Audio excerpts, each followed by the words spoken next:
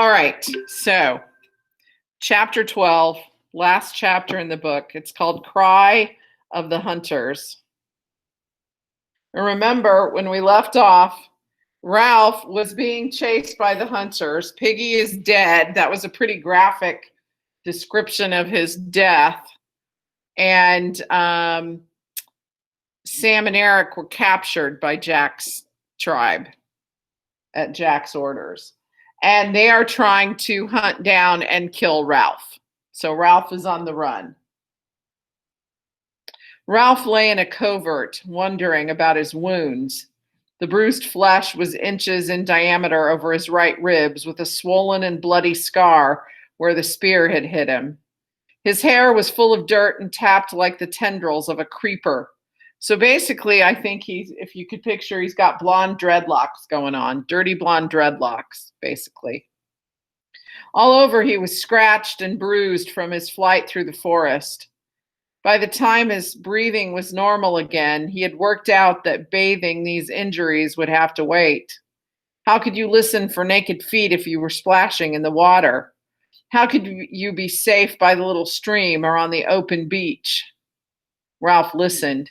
He was not really far from the castle rock, and during the first panic, he had thought he heard sounds of pursuit. But the hunters had only sneaked into the fringes of the greenery, retrieving spears perhaps, and then had rushed back to the sunny rock as if terrified of the darkness under the leaves.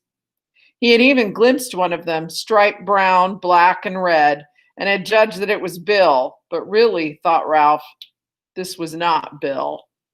So Ralph is much more philosophical, maybe from being around Simon. He's got the logic of Piggy. I mean, he sometimes forgets, but he's whether he is thinking about it or not, he understands the philosophical aspects of this, that it's Bill, but it's not Bill. What's he saying? What's the author saying by that Ralph understands that this was not Bill? What's he getting at here? He's all painted up. He's no longer Bill. Bill has changed. Bill has become a savage. Yeah, he said he's different. Yes. Yeah, that they all have. This was a savage whose image refused to blend with that ancient picture of a boy in shorts and shirt. The afternoon died away. The circular spots of sunlight moved steadily over green fronds and brown fiber, but no sound came from behind the rock.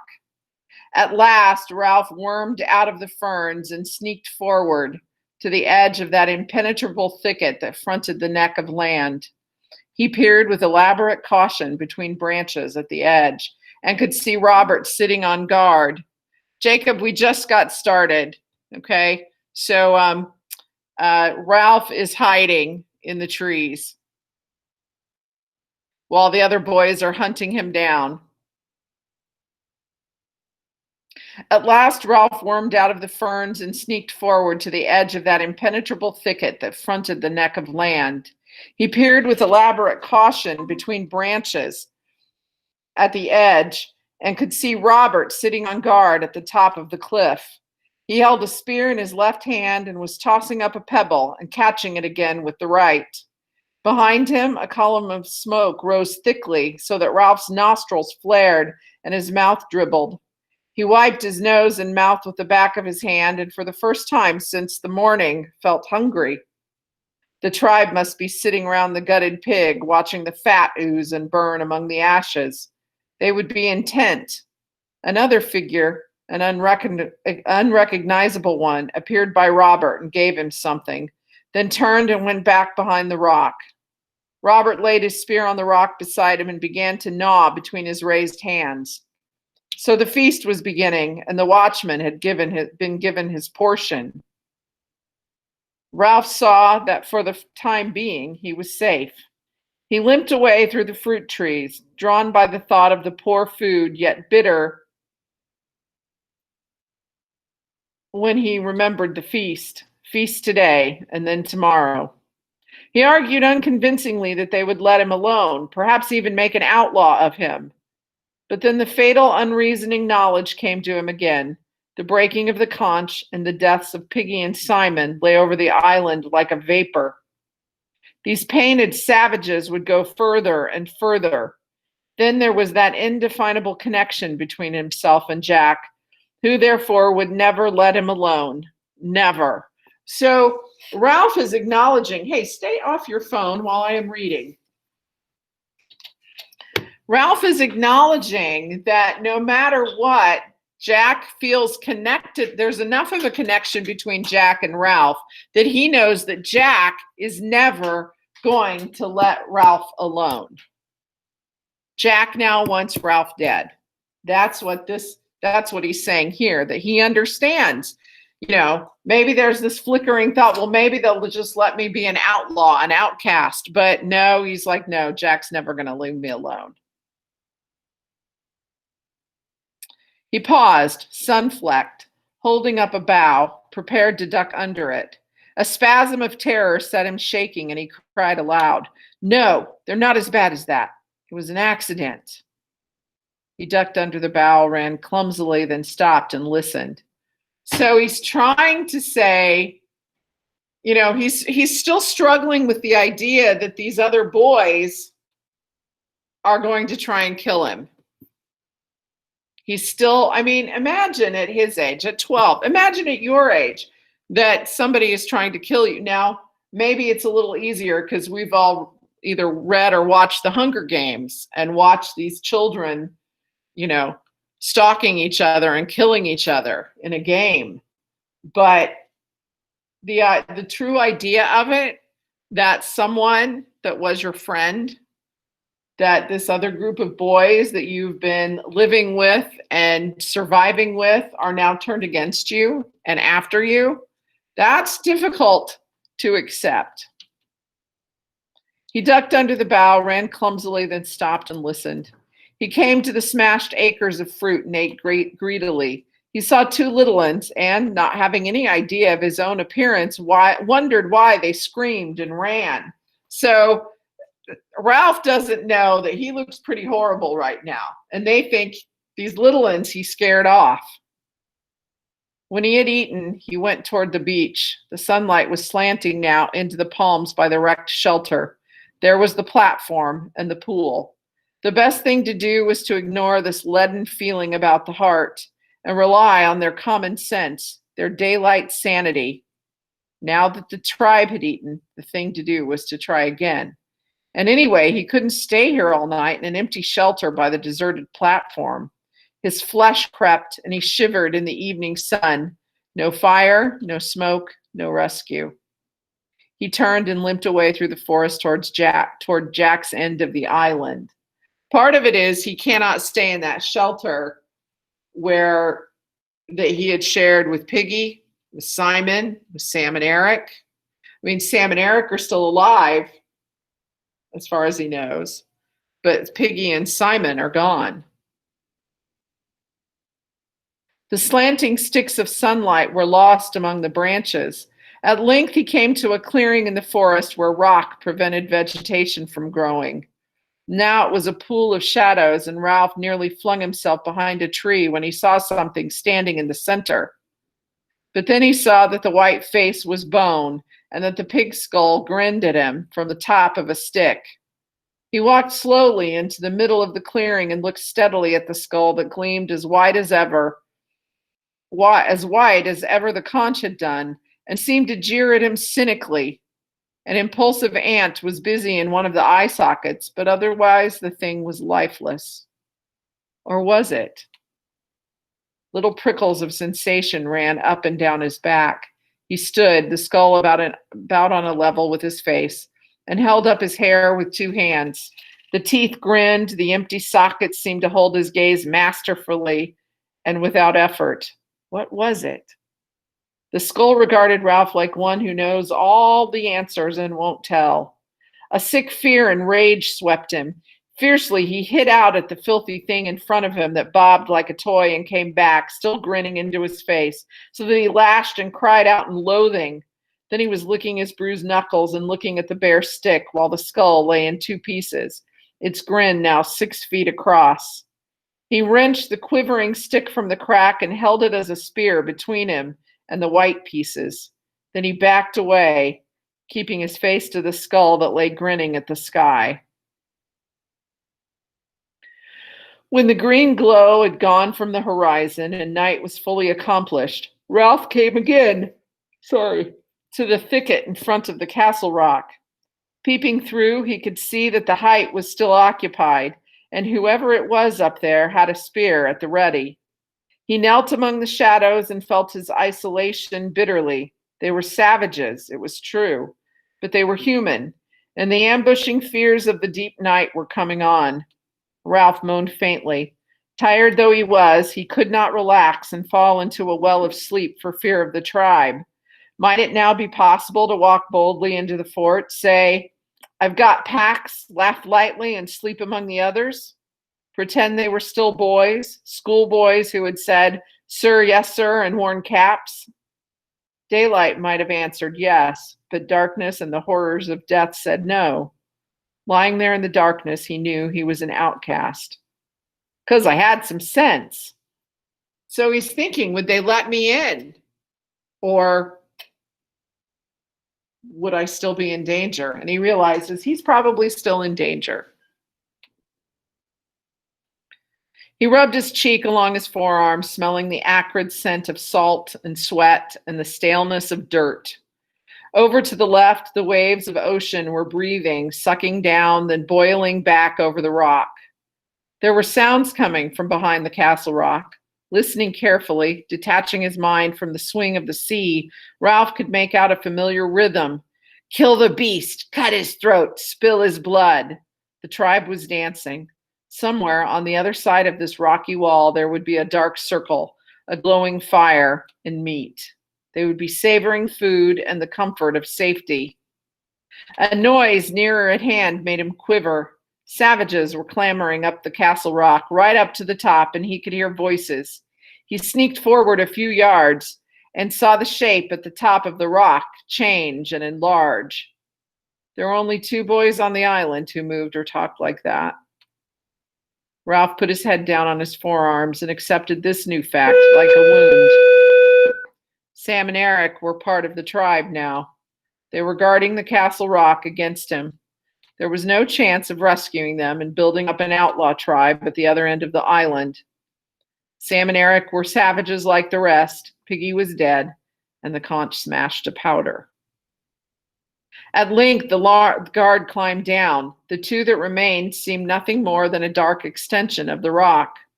A star appeared behind them and was momentarily eclipsed by some movement. Ralph edged forward, feeling his way over the uneven surface as though he were blind. There were miles of vague water at his right, and the restless ocean lay under his left hand, as awful as the shaft of a pit. Every minute the water breathed around the death rock and flowed into a field of whiteness. Ralph crawled until he found the ledge of the entry in his grasp. The lookouts were immediately above him, and he could see the end of a spear projecting over the rock. He called very gently, "Sam and Eric?" There was no reply. To carry, he must speak louder, and this would rouse those striped and inimical creatures from their feasting by the fire. He set his teeth and started to climb, finding the holds by touch. The stick that had supported a skull hampered him, but he would not be parted from his only weapon. He was nearly level with the twins before he spoke again. "Sam and Eric." He heard a cry and a flurry from the rock. The twins had grabbed each other and were gibbering. "It's me, Ralph." Terrified that they would run and give the alarm, he hauled himself up until his head and shoulders stuck over the rock. Far below his armpit, he saw the luminous flowering round the rock. "It's only me, Ralph." At length, they bent forward and peered in his face. We didn't know what it was. We thought." Memory of their new and shameful loyalty came to them. Eric was silent, but Sam tried to do his duty. "You got to go, Ralph. You go away now." He wagged his spear and he essayed fierceness. "You shove off, see?" Eric nodded agreement and jabbed his spear in the air. Ralph leaned on his arms and did not go. I came to see you two. His voice was thick. His throat was hurting him now, though it had received no wound. I came to see you two. So he's about, I mean, he's welled up with emotion. That's why, if you've ever are trying to hold back crying or don't know that crying is building up, that you need to cry, your throat all of a sudden will hurt. That's what's happening with Ralph. Words could not express the dull pain of these things. He fell silent while the vivid stars were spilt and danced all ways. Sam shifted uneasily. Honest, Ralph, you'd better go. Ralph looked up again. You two aren't painted. How can you, if it were light, shame would burn them in admitting these things, but the night was dark. Eric took up, and then the twins started their antiphonal speech. You got to go because it's not safe. They made us. They hurt us. Who? Jack? Oh, no. They bent to him and lowered their voices. Push off, Ralph. It's a tribe. They made us. We couldn't help it. When Ralph spoke again, his voice was low and seemed breathless. What have I done? I liked him, and I wanted us to be rescued. Again, the stars spilled about the sky. Eric shook his head earnestly. Listen, Ralph, never mind what sense. That's gone. Think about that. Never mind what sense. That's gone. Out of the mouth of Eric. He's saying, nothing is sensible anymore. You can't think that way. You can't think logically. You can't think sensibly. That time is over. It's survival now. And Jack's game. Never mind about the chief. You got to go for your own good. The chief and Roger, yes, Roger, they hate you, Ralph. They're going to do you. They're going to hunt you tomorrow. But why? I don't know. And Jack, the chief, says it'll be dangerous. And we've got to be careful and throw our spears like at a pig. We're going to spread out in a line across the island. We're going forward from this end until we find you. We've got to give signals like this. Eric raised his head and achieved a faint ululation by beating on his open mouth, and he glanced behind him nervously. Like that, only louder, of course. But I've done nothing, whispered Ralph urgently. I only wanted to keep up a fire. He paused for a moment, thinking miserably of the morrow. A matter of overwhelming importance occurred to him. What are you? He could not bring himself to be specific at first, but then fear and loneliness goaded him. When they find me, what are they going to do? The twins were silent. Beneath them, the death rock flowed again. What are they? Oh, God, I'm hungry. The towering rock seemed to sway under him. Well, what? The twins answered his question indirectly. You got to go now, Ralph, for your own good. Keep away, as far as you can. Won't you come with me? 3 of us, we'd stand a chance. After a moment's silence, Sam spoke in a strangled voice. You don't know Roger. He's a terror. And the chief, they're both terrors. Only Roger. Both boys froze. Someone was climbing toward them from the tribe. He's coming to see if we're keeping watch. Quick, Ralph. As he prepared to let himself down the cliff, Ralph snatched at the last possible advantage to be wrung out of this meaning. I'll lie up close in that thicket down there, he whispered, so keep them away from it. They'll never think to look so close. The footsteps were still some distance away. Sam, I'm going to be all right, aren't I? The twins were silent again. Here, said Sam suddenly, take this. Ralph felt a chunk of meat pushed against him and grabbed it. But what are you going to do when you catch me? Silence above. He sounded silly to himself. He lowered himself down the rock. What are you going to do? From the top of the towering rock came the incomprehensible reply. Ralph sharpened a stick at both ends. Roger sharpened a stick at both ends. Roger sharpened a stick at both ends. Ralph tried to attach a meaning to this, but could not. He used all the bad words he could think of in a fit of temper that passed into yawning. How long could you go without sleep? Okay, guys, what does that mean? That Roger has sharpened another stick at both ends? What are they planning to do once they have Ralph? besides kill him.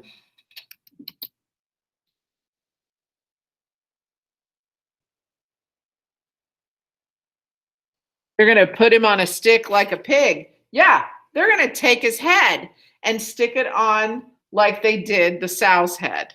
That is the plan right now. This is how horrible these boys, how far they've come into this.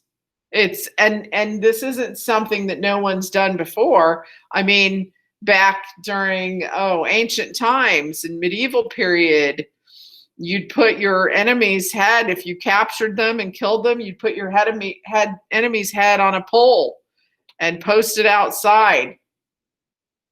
And it was horrifying.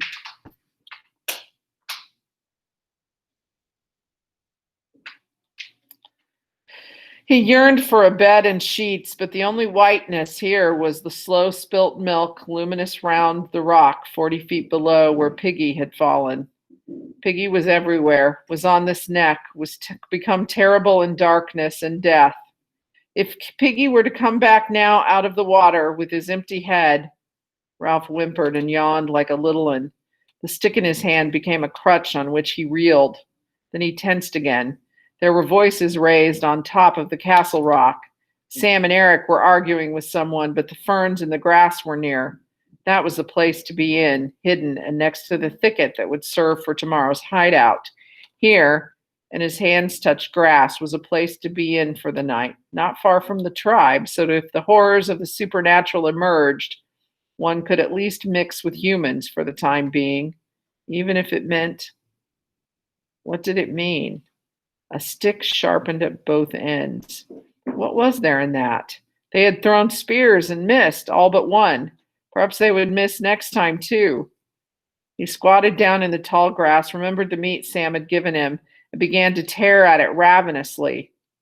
While he was eating, he heard fresh noises, cries of pain from Sam and Eric, cries of panic, angry voices. What did it mean? Someone besides himself was in trouble, for at least one of the twins was catching it. Then the voices passed away down the rock, and he ceased to think of them. He felt with his hands and found cool, delicate fronds backed against the thicket. Here, then, was the knight's lair. At first light, he would creep into the thicket, squeeze between the twisted stems, ensconce himself so deep that only a crawler like himself could come through, and that crawler would be jabbed. There he would sit, and the search would pass him by, and the cordon waver, ululating along the island, and he would be free. He pulled himself between the ferns, tunneling in. He laid the stick beside him and huddled himself down in the blackness. One must remember to wake at first light in order to diddle the savages, and he did not know how quickly sleep came and hurled him down a dark interior slope. He was awake before his eyes were open, listening to a noise that was near.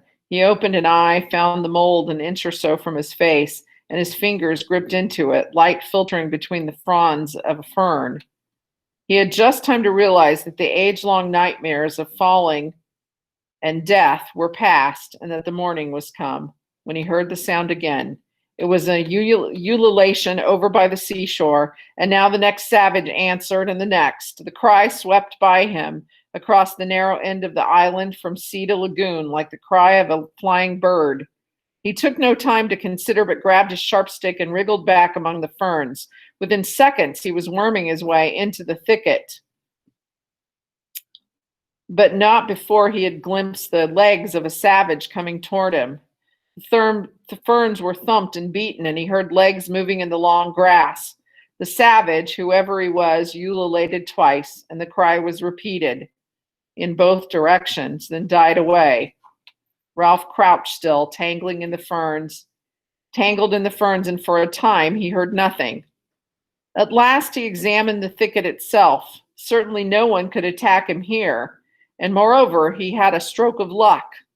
The great rock that had killed Piggy had bounded into this thicket and bounced there, right in the center, making a smashed space a few feet in extent each way. When Ralph had wriggled into this, he felt secure and clever. He sat down carefully among the smashed stems and waited for the hunt to pass. Looking up between the leaves, he caught a glimpse of something red. That must be the top of the castle rock, distant and unmenacing. He composed himself triumphantly to hear the sounds of the hunt dying away. Yet no one made a sound, and as the minutes passed in the green shade, his feeling of triumph faded. At last he heard a voice, Jack's voice, but hushed. "Are you certain?" The savage addressed said nothing. Perhaps he made a gesture. Roger spoke. "If you're fooling us." Immediately after this, there came a gasp and a squeal of pain. Ralph crouched instinctively. One of the twins was there outside the thicket with Jack and Roger. "You're sure he meant in there?" The twin moaned faintly and then squealed again. "He meant he'd hide in there?" "Yes, yes, oh!" Silver laughter scattered among the trees, so they knew. Ralph picked up his stick and prepared for battle, but what could they do? It would take them a week to break a path through the thicket, and anyone who wormed his way in would be helpless. He felt the point of his spear with his thumb and grinned without amusement. Whoever tried that would be stuck, squealing like a pig. They were going away, back to the tower rock. He could hear feet moving, and then someone sniggered. There came again that high, bird-like cry that swept along the line. So some were still watching for him, but some? There was a long, breathless silence. Ralph found that he had bark in his mouth from the gnawed spear. He stood and peered upwards to the castle rock. As he did so, he heard Jack's voice from the top. "Heave! Heave! Heave!" The red rock that he could see at the top of the cliff vanished like a curtain, and he could see figures and blue sky. A moment later, the earth jolted, and there was a rushing sound in the air, and the top of the thicket was cupped as with a gigantic hand. The rock bounded on, thumping and smashing toward the beach, while a shower of broken twigs and leaves fell on him. Beyond the thicket, the tribe was cheering. Silence again. Ralph put his fingers in his mouth and bit them. There was only one other rock up there that they might conceivably move, but that was half as big as a cottage, big as a car, a tank. He visualized its probable progress with agonizing clearness. That one would start slowly, drop from ledge to ledge, trundle across the neck like an outsized steamroller. Heave! Heave! Heave! Ralph put down his spear, then picked it up again. He pushed his hair back irritably, took 2 hasty steps across the little space, and then came back. He stood looking at the broken ends of branches. Still silence. He caught sight of the rise and fall of his diaphragm and was surprised to see how quickly he was breathing. Just left of center, his heartbeats were visible. He put the spear down again. Heave! Heave! Heave! A shrill, prolonged cheer. Something boomed up on the red rock, then the earth jumped and began to shake steadily, while the noise as steadily increased. Ralph was shot into the air, thrown down, dashed against branches. At his right hand and only a few feet away, the whole thicket bent and the roots screamed as they came out of the earth together. He saw something red that turned over slowly as a mill wheel. Then the red thing was past and the elephantine progress diminished toward the sea. Ralph knelt on the plowed up soil and waited for the earth to come back. Presently, the white broken stumps, the split sticks, and the tangle of the thicket refocused. There was a kind of heavy feeling in his body where he had watched his own pulse. Silence again. Yet not entirely so. They were whispering out there, and suddenly the branches were shaken furiously at 2 places on his right. The pointed end of a stick appeared. In panic, Ralph thrust his own stick through the crack and struck with all his might. Ah! His spear twisted a little in his hands, and then he withdrew it again. Oh, oh! Someone was moaning outside, and a babble of voices rose. A fierce argument was going on, and the wounded savage kept groaning. When there was silence, a single voice spoke, and Ralph decided that it was not Jack's. "See, I told you, he's dangerous." The wounded savage moaned again. What else? What next? Ralph fastened his hands round the chewed spear, and his hair fell. Someone was muttering only a few yards away toward the castle rock. He heard a savage say "no" in a shocked voice, and then there was suppressed laughter. He squatted back on his heels and showed his teeth at the wall of branches. He raised his spear, snarled a little, and waited. Once more the invisible group sniggered. He heard a curious trickling sound, and then a louder crepitation as if someone were unwrapping great sheets of cellophane. A stick snapped, and he stifled a cough. Smoke was seeping through the branches in white and yellow wisps. The patch of blue sky overhead turned to the color of a storm cloud, and then the smoke billowed round him. Someone laughed excitedly, and a voice shouted, "Smoke!" Okay, guys, I think we're going to have to stop. We'll finish this tomorrow, okay? We don't have too much left, but there's still about 8 or 9 pages. All right? Okay, because the bell's going to ring soon in a few minutes. So I'm going to stop the recording. We will finish reading this tomorrow. And you guys online are free to leave.